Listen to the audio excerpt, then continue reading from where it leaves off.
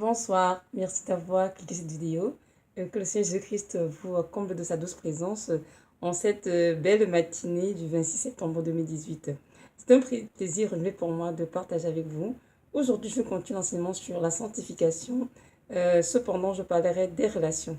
Mon titre sera ta sanctification et tes relations. L'être humain est un être relationnel. Et c'est ainsi que Dieu, notre Père et Créateur à tous, l'a voulu. Donc, tous les humains ont été créés pour être en relation. Notre Dieu a créé le premier homme, Adam. Il l'a mis dans le jardin d'Éden et il a établi une relation avec ce dernier. Ils échangeaient tous les deux et c'est dans ce cadre que Dieu lui a demandé de nommer les animaux qui étaient sur la terre, dans la mer. Et aussi, il lui a donné l'ordre par rapport à l'arbre de la connaissance du bien et du mal, de ne pas en manger le fruit. Nous voyons bien que dans Genèse, c'est très bien écrit, très bien détaillé. Le Seigneur a créé le premier Adam et il est entré directement en relation avec lui. Et on dit dans la parole que après que Adam ait fini de nommer les animaux, il s'est rendu compte qu'il n'avait pas d'être semblable à lui. Alors Dieu a dit qu'il n'est pas bon que l'homme soit seul. Donc il lui a fait une aide semblable en créant Ève, la première femme. Et c'est ainsi que Dieu les a formés pour en faire un couple. Et il leur a dit de se multiplier et les assujettir la terre. Donc nous voyons bien que notre Dieu nous a créés, que nous soyons en relation avec lui. Donc chaque être humain doit d'abord avoir une relation avec son Créateur, le Seigneur. Et c'est dans cette relation que ce Dieu va le guider et lui montrer comment marcher dans sa vie, avec qui être en relation. Malheureusement, ce n'est pas tout ce que nous voyons. Dans le monde, beaucoup de personnes ont rejeté le Seigneur, dont plusieurs marchent selon la vérité de leur pensée, et chacun est libre de choisir ses relations. Certaines personnes choisissent des relations en fonction des affinités, des intérêts, ou bien en fonction de la couleur de peau, de race, etc.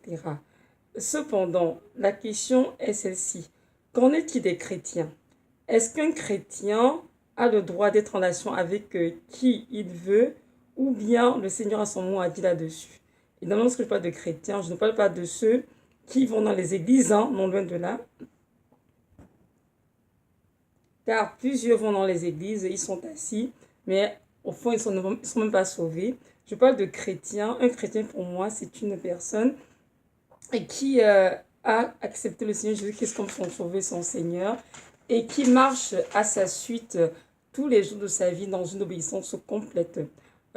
Cette personne est supposée écouter le Seigneur et fait exactement ce que Dieu lui dit. Donc, nous allons aller dans la parole et voir ensemble ce que le Seigneur a dit par rapport aux relations. Le texte se trouve dans 2 Corinthiens 6, versets 14 à 18. 2 Corinthiens 6, versets 14 à 18, je vais lire. Ne vous mettez pas avec les infidèles sur un joug étranger. Car quel rapport y a-t-il entre la justice et l'iniquité? Ou qu'y a-t-il de commun entre la lumière et les ténèbres? Quel accord y a-t-il entre Christ et Bélial? Ou quelle part a le fidèle avec l'infidèle? Quel rapport y a-t-il entre le temple de Dieu et les idoles? Car nous sommes le temple du Dieu vivant, comme Dieu l'a dit. J'habiterai et je marcherai au milieu d'eux. Je serai leur Dieu, ils seront mon peuple. C'est pourquoi sortez du milieu d'eux. Sortez du milieu d'eux et séparez-vous, dit le Seigneur. Ne touchez pas à ce qui est impur et je vous accueillerai. Je serai pour vous un père et vous serez pour moi des fils et des filles, dit le Seigneur Tout-Puissant. Amen, parole du Seigneur. Donc nous voyons ici que l'apôtre Paul s'adresse aux Corinthiens et leur demande de ne pas porter le même joug avec les incrédules, avec les infidèles. La question est celle-ci, qui sont les infidèles? Les infidèles sont ceux qui ne croient pas du tout en Jésus-Christ de Nazareth, c'est-à-dire sont des païens. Et les infidèles sont aussi toutes ces personnes qui se disent être des chrétiens, qui croient en Jésus-Christ de Nazareth, mais qui en arrière pratiquent les œuvres des ténèbres. Exemple, un chrétien qui va à l'église le matin, mais dans l'après-midi, il va faire le rituel de vaudou chez lui, il va dire c'est une tradition. Un chrétien qui va à l'église le matin, mais qui va chez voir les féticheurs. Ça, c'est un infidèle. Un chrétien qui va à l'église, mais qui participe au culte des crânes ou aux coutumes de son village. Ça, c'est un infidèle. Un chrétien qui dit je vais à l'église, mais qui en arrière se livre à toutes sortes de pratiques abominables telles que la divination, la lecture des bouts de Christ, de Christo, etc. Donc, tout simplement pour dire que les infidèles, c'est tous ceux qui soit ne croient pas en Dieu du tout, ou bien ceux qui disent qu'ils croient de leur bouche, mais qui ont une double vie. Un pied à l'église, un pied à l'extérieur de l'église, ils ont des œuvres ténébreuses. Nous devons comprendre que les infidèles sont sous une puissance autre que celle de Dieu, c'est-à-dire la puissance de ce qu'on appelle Bélial, c'est-à-dire Satan. Donc, nous devons comprendre que Satan est le prince de ce monde, c'est dans la parole, et que si nous ne sommes pas sous Christ, nous sommes automatiquement sous sa puissance, parce que il n'y a que deux mondes, deux mondes spirituels, je vais dire, c'est-à-dire le monde de lumière et le monde des ténèbres. Donc, si on n'est pas sous Jésus-Christ qui est la lumière, on est automatiquement, qu'on veuille ou pas, sous la domination du monde des ténèbres, c'est-à-dire le monde satanique. C'est la raison pour laquelle c'est écrit ici, quel rapport y a-t-il entre Christ et Bélial? Bélial, en fait, c'est Satan, tout simplement. Donc, il n'y a aucun rapport entre la lumière et les ténèbres, en effet, parce que ceux qui servent Jésus-Christ de Nazareth ne peuvent pas se permettre de marcher avec des infidèles, avec ceux qui sont sous une puissance satanique, qui pratiquent des œuvres des ténèbres. Nous, on comprend que lorsque nous sommes en relation avec des personnes, il y a forcément une communion qui s'établit entre les personnes en relation. Parce qu'on mange avec ces personnes, on échange avec eux, on discute avec, on fait des activités avec eux, on fait plein de choses avec eux. Donc, lorsque cette communion est là, il y a forcément échange dans le monde physique, naturel, c'est vrai, mais aussi dans le monde spirituel. Et c'est ça que beaucoup de chrétiens ne comprennent pas parce que ils se disent que mais non, c'est juste dans le monde physique que la personne, moi j'aime le Seigneur, peu importe ce qu'elle pratique dans le monde éternel, ça ne me regarde en rien parce que je ne fais rien avec ces personnes. Oh, moi aussi je crois la même chose, mais avec mon expérience, Dieu m'a dit que ce n'est pas du tout vrai. Lorsqu'on parle d'être en communion, c'est en communion surtout, malheureusement. Et tous ceux qui sont ignorants, ils vont se faire avoir. Donc, comme c'est écrit au verset 16, je vais le relire. Verset 16 dit ceci, qui rappelle entre le temple de Dieu et les idoles. En effet, nous savons tous que les chrétiens, ou bien le chrétien est le temple du Saint-Esprit, le temple de Dieu Tout-Puissant. Et évidemment, le temple de Dieu ne peut pas se souiller avec les idoles parce que il doit se sanctifier, demeurer dans la sainteté. Pourquoi? Parce que notre Dieu est saint. Notre Dieu nous a donné cette grâce de prendre part à son royaume et il voudrait que nous comprenions que le chrétien est sa propriété et dès lors qu'on est chrétien, évidemment, on doit faire attention avec les personnes avec lesquelles on marche. Donc, je vais lire 1 Corinthiens 6, verset 19 à 20 qui dit ceci. Ne savez-vous pas que votre corps est le temple du Saint-Esprit qui est en vous et que vous avez reçu de Dieu et que vous ne vous appartenez pas à vous-même, car vous avez été rachetés à un grand prix. Glorifiez donc Dieu dans votre corps et dans votre esprit qui appartiennent à Dieu. Amen, parole du Seigneur. Donc ce texte est très clair là-dessus. Le chrétien, petit 1, est le temple du Saint-Esprit.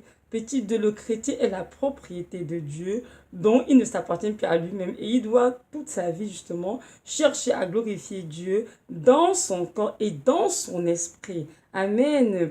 Parce que le Seigneur Jésus-Christ justement nous a créés à son image et nous sommes avant tout des êtres spirituels. C'est la raison pour laquelle nous pouvons avoir une relation avec le Seigneur. Parce que Dieu est esprit et il vient dans des corps physiques. Donc, lorsque nous sommes en relation avec des personnes autour de nous, il y a forcément un échange dans les deux mondes, dans le monde physique et dans le monde spirituel. Et c'est sûr que ce monde spirituel est beaucoup plus important justement parce que c'est cela qui impacte notre vie et aussi notre éternité.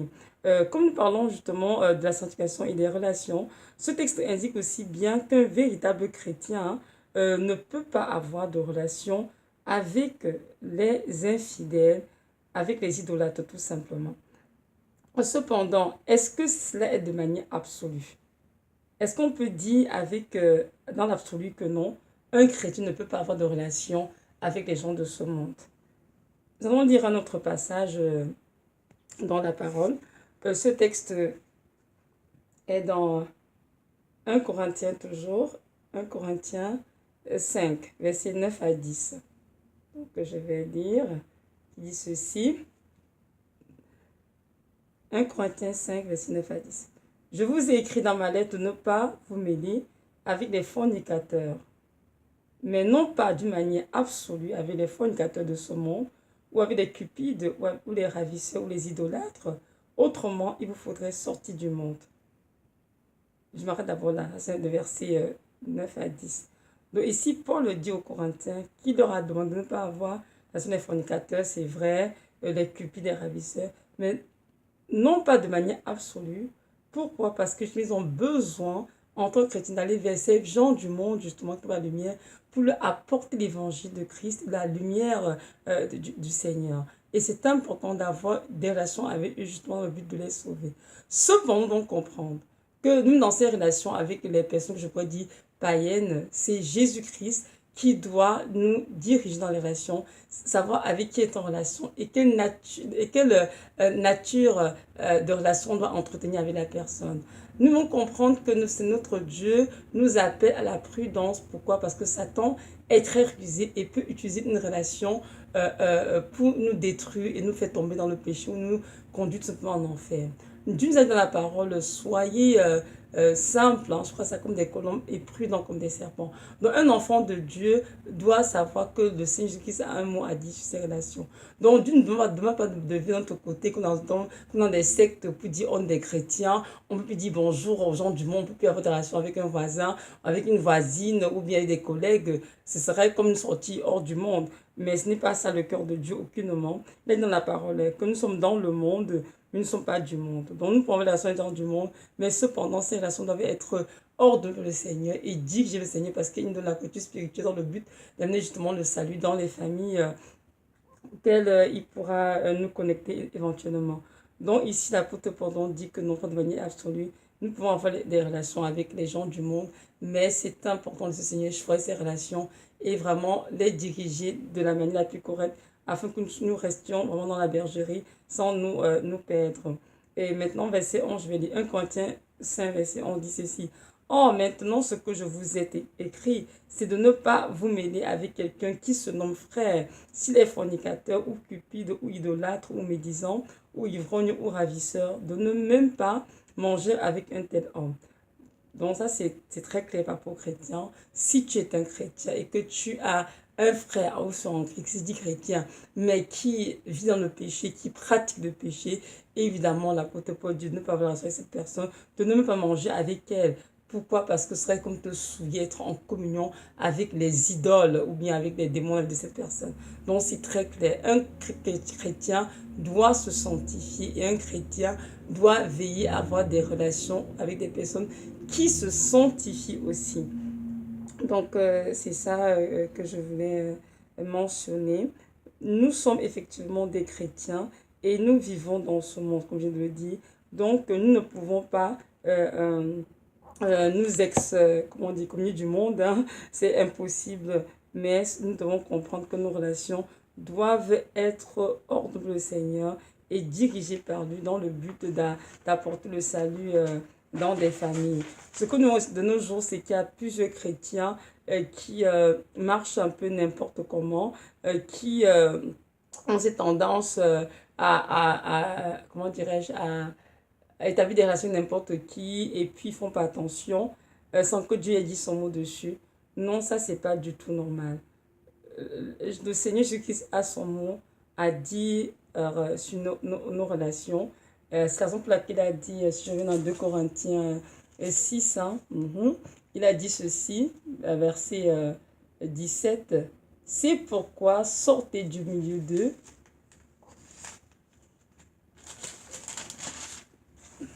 et séparez-vous, dit le Seigneur. Ne touchez pas à ce qui est impur, je vous accueillerai. Je serai pour vous un père et vous serez pour moi des fils et des filles, dit le Seigneur Tout-Puissant. Donc Dieu nous exhorte justement à sortir de ce genre de relation, d'arrêter ce genre de relation avec des personnes qui sont justement, qui pratiquent des ténèbres ou bien tout simplement des personnes qui s'adonnent aux yeux des ténèbres volontairement. Dieu nous demande de sortir du milieu de... Et même si c'est dans une assemblée chrétienne où les gens disent Jésus, Jésus tous les jours, mais au fond, ces personnes servent Satan c'est important aussi de sortir du milieu d'eux. Pourquoi? Parce qu'à force de rester avec eux, vous avez fini par vous souiller, par vous compromettre. Peut-être fini vous devenez en enfer, alors que ce n'est pas du tout la volonté de Dieu pour vous. Lorsque j'ai donné ma vie au Seigneur, moi j'ai cru que je pouvais continuer de garder mes amis comme auparavant et aussi leur apporter la lumière par l'évangélisation de Jésus de Nazareth.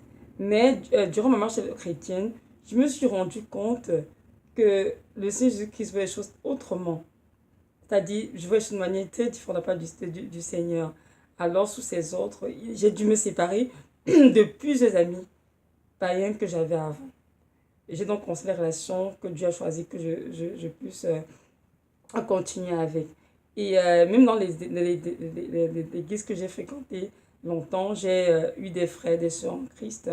Et à un moment donné de ma vie, j'ai dû faire un grand ménage. Pourquoi? Parce que le Seigneur me demandait, c'est pas de telle sœur, de tel frère, parce que leurs œuvres ne me glorifient pas.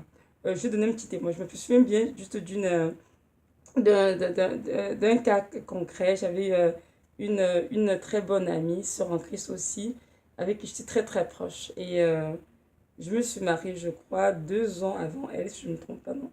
Même pas, je me suis mariée, je me suis mariée plusieurs années avant elle, je pense un bon 6 ans avant elle. Donc, mais lorsque le temps de se marier, elle va à son tour, malheureusement, elle était éprise d'un homme et le Seigneur lui a fait comprendre que cet homme n'était pas l'homme de sa vie. Mais elle n'a pas écouté. Elle a quand même forcé, elle s'est mariée. Et évidemment, j'étais au courant que ce n'était pas son mari parce que Dieu m'avait parlé aussi clairement par rapport à cela. Mais malgré cela, je continuais quand même d'entretenir la relation avec elle. Et je me disais, si je continue de prier pour elle, qu'elle se réalise en fait qu'elle s'est trompée et qu'elle se repente. Et là, le Seigneur commençait à me demander qu'il voulait que j'arrête des relations avec elle. Mais j'arrivais pas. J'ai dit au Seigneur, mais non, c'est ma soeur quand même. C'est sûr qu'elle a péché contre toi, elle s'est trompée, Seigneur. Je te priais pour que la lumière revienne, qu'elle se repente et tout.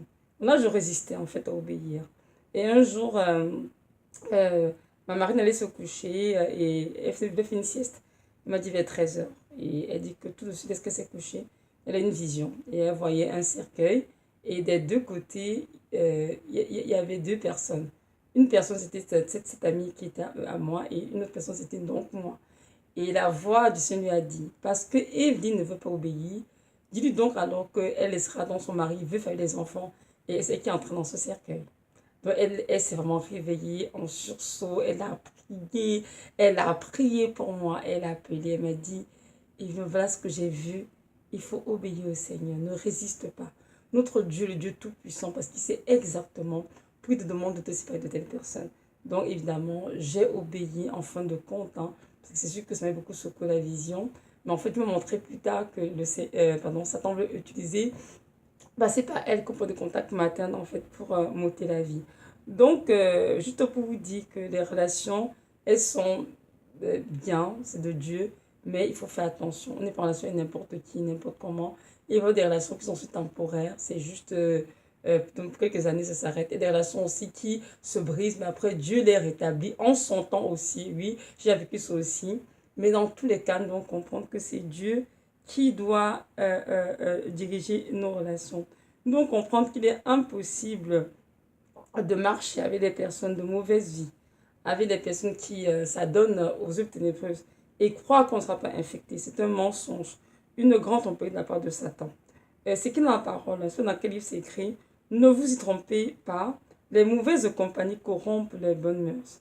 Donc c'est sûr que lorsqu'on marche avec des gens qui pratiquent des œuvres des ténèbres, à un moment donné, tout le temps finira par être infecté. Et cela parfois peut nous coûter la vie et notre éternité.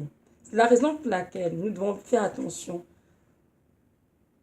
avec qui nous sommes en relation. Nous devons faire attention au choix des personnes avec qui on aimerait être en relation. Et laissez-moi le Seigneur Jésus-Christ nous diriger. Avec le temps, dans ma propre vie, j'ai compris ce verset. Ça a tout son sens. À force de marcher avec des faux chrétiens ou des païens ou des personnes qui pratiquent les ténèbres, c'est sûr qu'à un moment donné, on va finir par glisser de l'autre côté et se rendre compte qu'on a connu les démons alors que c'est ce qu'on voulait au début. Comme des personnes avant nous ici dehors qui ont eu du zèle, vraiment, ils ont vraiment la foi d'annoncer l'évangile peut-être à des amis qui n'étaient pas encore sauvés. Alors, elles ont commencé à fréquenter ces amis, ces personnes. Elles étaient vraiment là, dans le zèle, dans la lumière. Mais elles ont fini par basculer du côté des démons, des ténèbres. Pourquoi? Parce qu'elles n'ont pas pu. Elles n'ont pas pu, elles n'étaient pas prêtes pour affronter ce genre de personnes. Il y a dans ma vie, parfois c'est dans ma vie, que je veux me prier pour des âmes que je veux les voir donner vie au Seigneur. Et le Seigneur m'a dit, il ne faut pas prier pour elles. C'est pas le temps du tout. Ça sert à rien pour l'instant.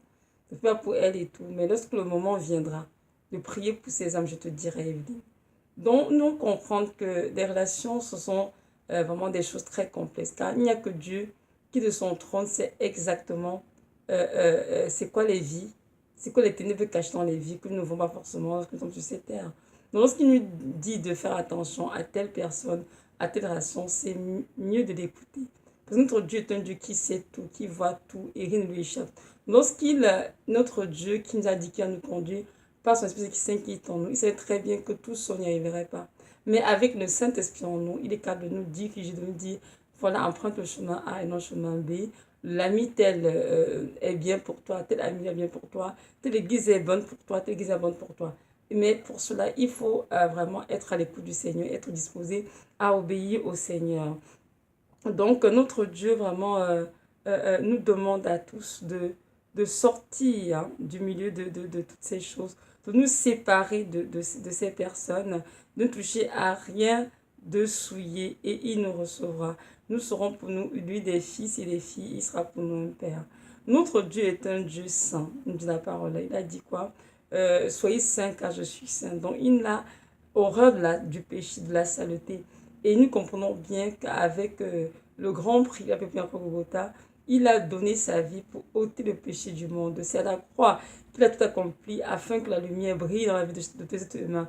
Donc il est hors de question qu'une fois que nous l'ayons connu, que nous continuons de fricoter avec des ténèbres sous quelque forme que ce soit. C'est impossible, c'est inadmissible. Donc c'est nous, en tant qu'enfants de Dieu, de nous réveiller, de comprendre que nous devons nous séparer de tout ce qui est souillé, de tout ce qui est impur et nous mettre à part afin d'être jugés dignes vraiment de la vocation céleste qui nous était adressée à tous et vraiment de demeurer dans la lumière de Christ.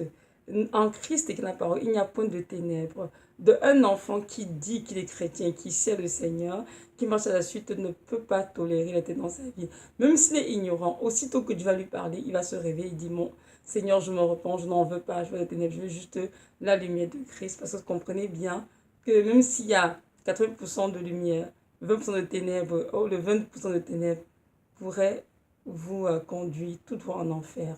Donc c'est important de ne pas mélanger ce qui est pur avec ce qui est souillé. C'est qu'il n'y a aucun rapport entre l'infidèle et le fidèle. Il n'y a aucun rapport entre Christ et Bélial. Il n'y a aucun rapport entre la lumière et les ténèbres. Amen. Donc c'est le temps de rejeter les ténèbres sous toutes les formes que ce soit. Comme je disais tout à l'heure, ici, il n'y a pas des relations. Ça peut être des relations nous, dans notre famille. Ah oui, biologique, ça peut arriver que tellement c'est tough, c'est dur au point que le Seigneur sépare vraiment des personnes qui sont dans la même maison. Et le Seigneur dit dans la parole, je crois que c'est dans les évangiles de Matthieu, je ne suis pas venu apporter la paix sur la terre, mais je suis venu apporter l'épée. Dans une maison de 5, 3 seront contre 2 et 2 seront contre 3. Pourquoi? Parce que il vient mettre une séparation entre quoi? La lumière et les ténèbres. Car retenons bien que ce n'est pas contre le lâcher le sang que nous luttons, que nous combattons, comme c'est dans Éphésiens 6, mais c'est bien contre les principautés, les dominations et contre l'esprit méchant et le céleste.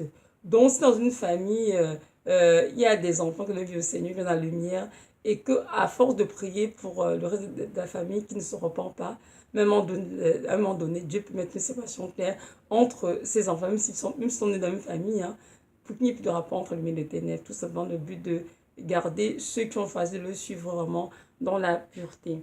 Donc c'est ça.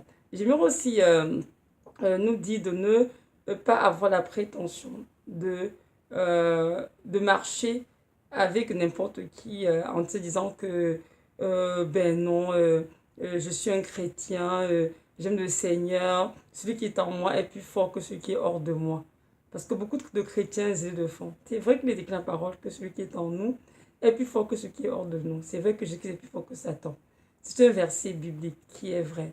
Mais ce verset ne doit pas être utilisé comme prétexte pour marcher n'importe comment et désobéir au Seigneur. Attention, beaucoup ont fait cela parce qu'ils étaient très élevés pour le Seigneur. Ils sont fait avoir, ils sont fait mordre par des loups. Beaucoup sont vu leur vie écourtée parce qu'ils n'ont pas obéi au Seigneur. Mais ils le en enfer parce qu'ils n'ont pas écouté le Seigneur. Un enfant de Dieu doit obéir au Seigneur en toutes choses et doit laisser le Saint-Esprit le conduire.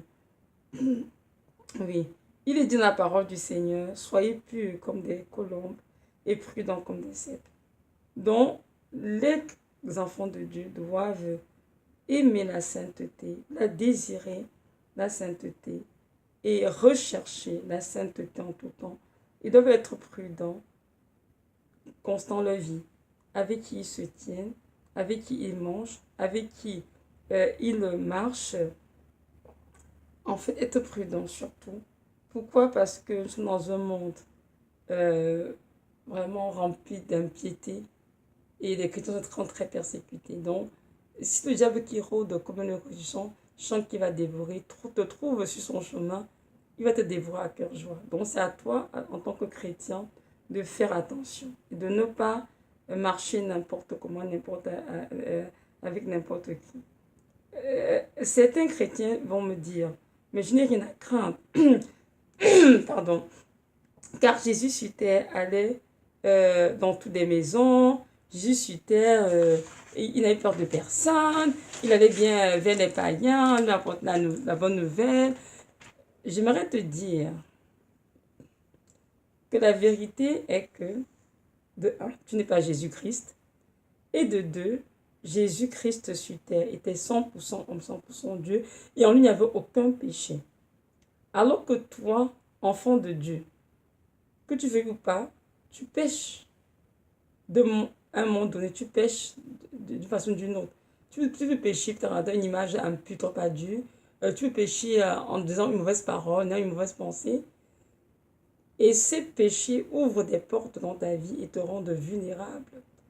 Donc, tu dois comprendre que tu ne peux pas te permettre de dire que parce que Jésus sur terre allait de maison en maison, toujours fait pareil, tu t'en fous, ce n'est pas grave, ça ne peut rien te faire. Ce n'est pas vrai du tout, ce que tu crois. Ce que la vérité, c'est que si tu t'amuses à marcher n'importe comment, Satan va bien t'avoir. Il va détruire ta vie. En passant, Jésus-Christ sur terre allait dans des familles païennes, c'est vrai. Mais pendant, c'est quoi? L'évangile. Apporte le salut à ces personnes.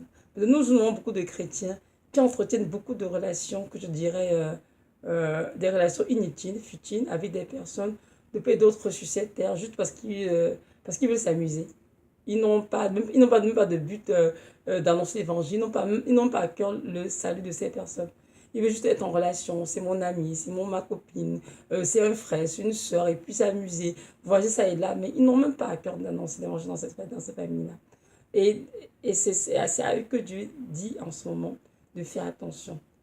Le Saint-Esprit est en toi pour te guider, pour t'enseigner la vérité et te conduire dans la vérité.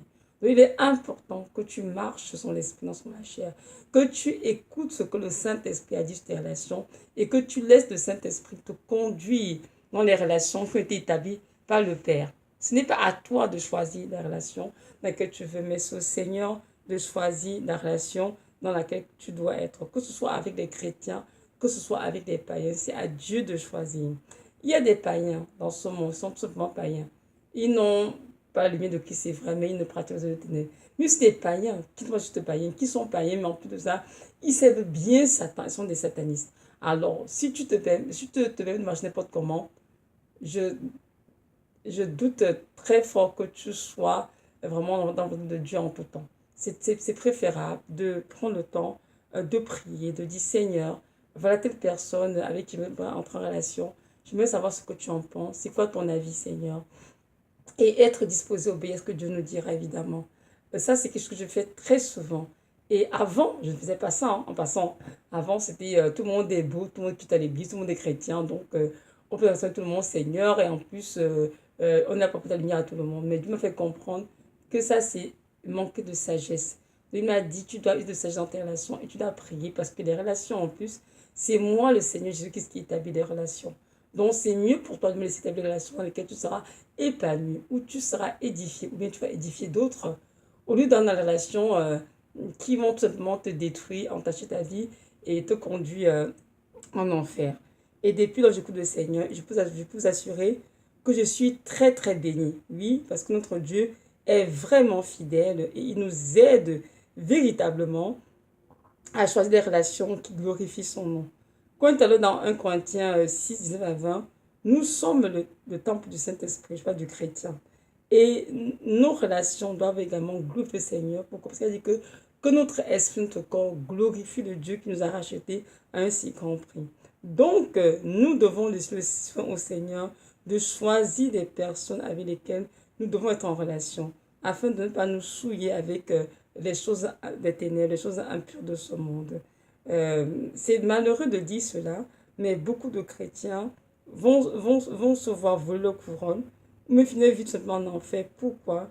Parce qu'ils ont marché avec des personnes que Dieu reprouvait, des personnes qui pratiquaient des œuvres des ténèbres, mais ils n'ont pas voulu écouter lorsque ce leur a parlé. J'aimerais justement dire à tous ces chrétiens-là que Jésus-Christ revienne bientôt. Et souvenez-vous toujours ceci.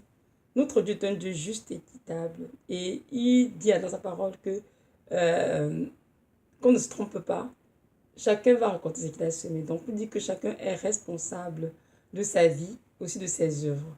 Donc, si le Seigneur te dit non à une relation et que tu forces quand même être dans cette relation parce que tu n'as personne, parce que c'est peut-être ton frère, ta soeur, depuis 20 ans, depuis si c'était tel pasteur, c'était les prophètes, etc., c'est à tes risques et périls. Hein.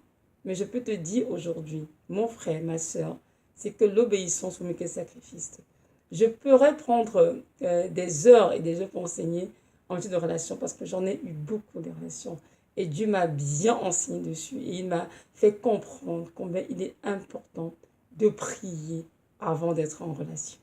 Il y a beaucoup de personnes qui sont ignorantes de beaucoup de choses concernant le monde spirituel lorsqu'elles sont en relation.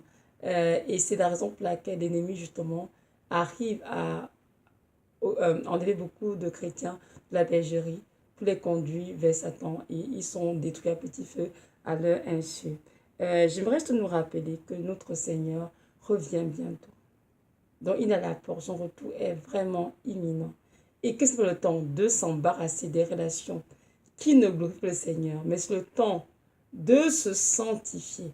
Nous avions en règle et de se séparer de toutes les relations que Jésus-Christ n'approuve pas dans ta vie. C'est le temps de te réveiller, de dire Seigneur, montre-moi quelles sont les relations que tu désapprouves. Et je veux vraiment, Seigneur, les arrêter tout de suite.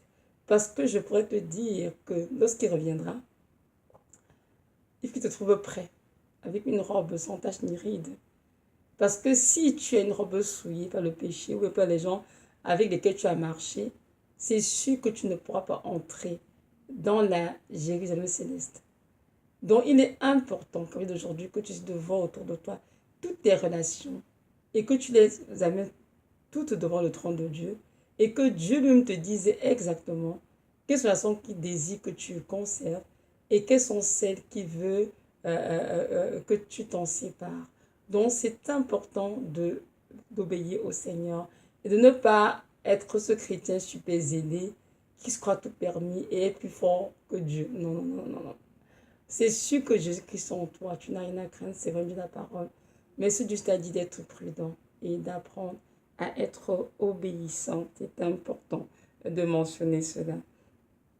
Donc, je nous encourage à continuer de nous sanctifier, de nous purifier, de nous nettoyer et de nous préparer avec minutie, avec rigueur, pour être prêts pour le jour de l'avènement du Seigneur. Plusieurs chrétiens doivent savoir qu'en ce moment présent, il y a de plus en plus de démons qui sont relâchés sur cette terre.